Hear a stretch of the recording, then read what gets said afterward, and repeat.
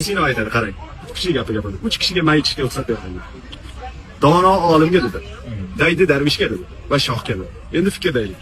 Ulardan biri bo'lmasang ichmaga zo'r. Men Abu Ali ibn Sino o'z hayotini ilm va hikmatga, inson salomatligi va ruhiy kamolotga bag'ishlagan tabibdirman.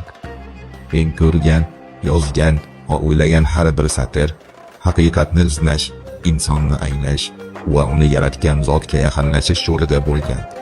Bugun esa ayrim kimsalar u millatni haqdan ozdirish uchun bizning asarlarimizga to'qona cho'pchaklar kiritib yozilgan manbalardan parcha o'qib, so'ngra uni buzib, meni o'z tilim ila yomonlikni targ'ib qilgan kimsaga aylantirib qo'ymishdir. Bu haqiqatga xiyonatdir. Men o'z asarlarimda ayrim ichimliklar haqida yozganman, ammo ular hech qachon mast qiluvchi yoki aqldan ozdiruvchi modda sifatida targ'ib qilinmagan.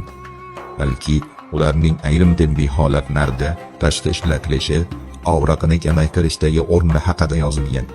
Uni iste'mol qilib, aqlni yo'qotish bu men yozgan ilm emasdir. Men bunday illatni hech qachon halol deb aytmaganman.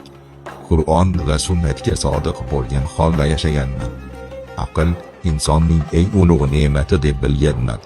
Mast qiluvchi ichimlik esa aqlni ketkazadi, jamiyatni emaradi. Ilm Allohning nuridir. Uni o'chirmang, uni yomonlikka aralashtirmang va mening nomim ila nohaq gap qilmang.